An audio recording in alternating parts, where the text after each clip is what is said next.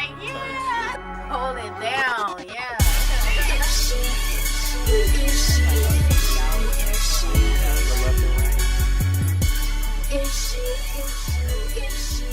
My name is Shannon Marie. I am a writer, a rapper, and some people say that I sing, so I'm a singer as well. Back at Northwest High School, it was probably back in 2002, 2003, somewhere up in there. The guys would be outside freestyling. And at the time, I didn't even know that we even had artists or rappers or anything like that here. So to hear them rapping, I was just like, oh, I should try this out. And I did. And I was the only female. So they just kind of was like, oh, you tight, you tight. And then after that, I didn't take it serious, but I took it serious probably like around 2005. So probably like my junior year in high school.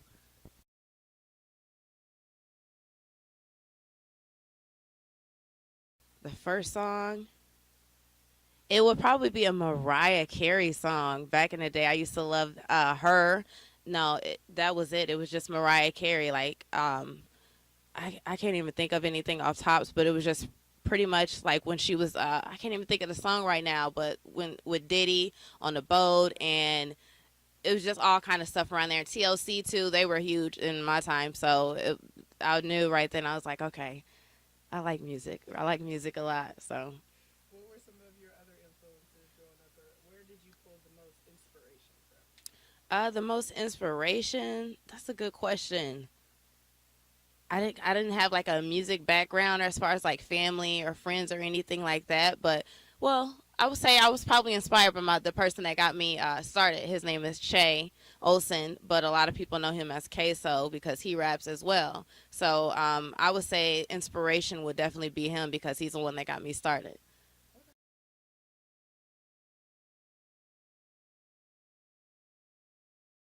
Well, who is she was just it was just kind of like me.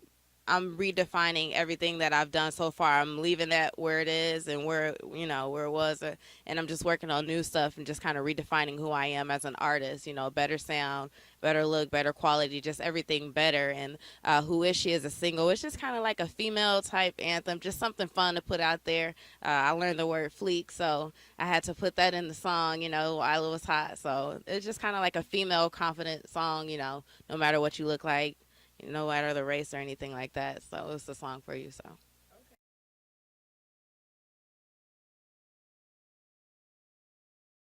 my style as an artist, well, I am definitely not one of those street type of artists. I guess you could say I'm not about that life, not at all.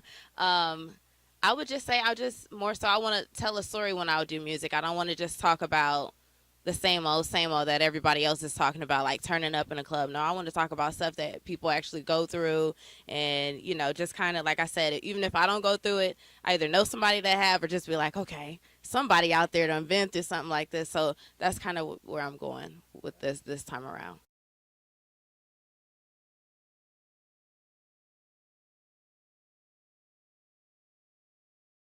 I think that we have come a long way, myself included, because before when we would see like videos and stuff from here or just hear records, the quality would be like horrible from video. Like I said, videos and the sound is just horrible. Wasn't nobody really getting spins or anything like that.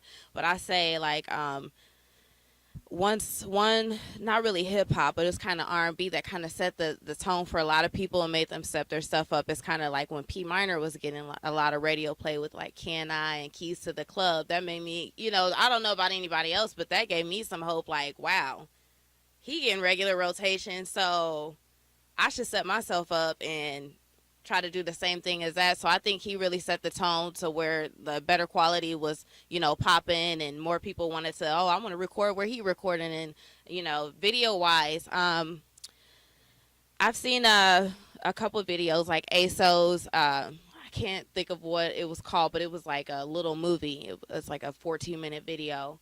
To Angel, was it Angel in Disguise, something like that. I can't, I'm sorry, to I just can't think right now, but I would say two, and ASO put out like the first high definition video where it was just kind of like, oh, this is different, this is not all fuzzy and cloudy and words are actually matching with what they're saying in the song. It was that type of thing. So I think after that, and then Mr. Single came out after that. So it's been different people setting the tone for everything and raising the bar. So we've come a long way. We still have ways to go, but I definitely say we're on the right path.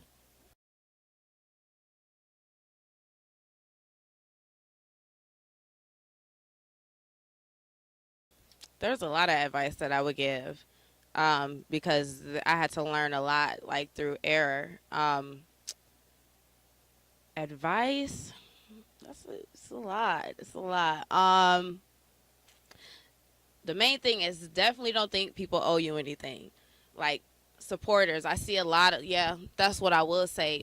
People don't owe you support. A lot of people, I see them like on Facebook and uh, Twitter and the Instagram and stuff, and they're just like, "Oh, y'all don't want to support me." Oh, they're just kind of like harsh, and it's just kind of like, well, if you talking like that, no, I don't want to support you. Your attitude sucks. So I think, make sure your attitude is correct. I'm not saying that you need to go around kissing everybody but at the same time, if you're trying to win these people over, be able to listen to them and, take criticism. Don't just say, well, you're just a hater, that type of thing. Like, that's how you learn. Big Al, when it used to be Power, no, Hot 1077, he was the first person. He was so mean. Like, everybody was scared to have a record played in front of him. I remember P Minor gave him one of my records, like one of my first records, and he listened to it probably for like 15 seconds, and then he hit pause, and he was like, "This shit sucks." I was like, "Oh," I was kind of young, but you know. I didn't. Me and him are super close now. Like, I took that and I was just like, I wasn't like, "Oh, you're a hater." I was just like, well, I could do better. And then from there, he just was like, okay, this sound better. This is good. Like, so I definitely think they should take criticism a lot better and their attitude should be a lot better. That's my advice. Have a good attitude and be receptive.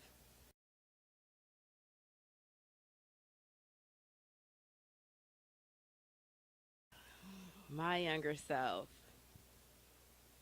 I would definitely say some of these music people are not your friends. You might think that you're friends with them, but at the end of the day, business is business, and that's what it's all about. I had to learn a few things the hard way, but it helped made me a better person as far as where I'm at now from those situations. So, yeah, I would just say, have your guard up and be prepared and know what's going on and stuff instead of putting all your energy into certain people in the little local industry around here. So,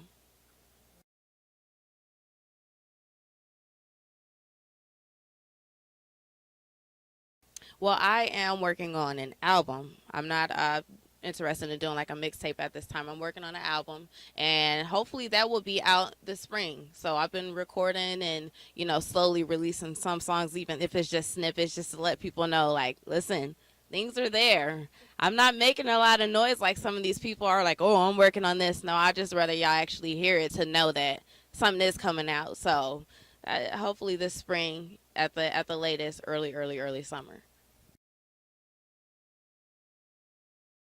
You can find me in these streets, North Omaha. I don't go too far out west. I don't really go past 99th. No, I'm just playing. You can find me Facebook, Shannon Marie. You can like the page. Twitter, Shannon Marie 402. Instagram, Shannon Marie 402. And I am working on my website. We don't have a set domain for that yet, but as soon as that's available, everybody will definitely know. I gotta hold it down. POP.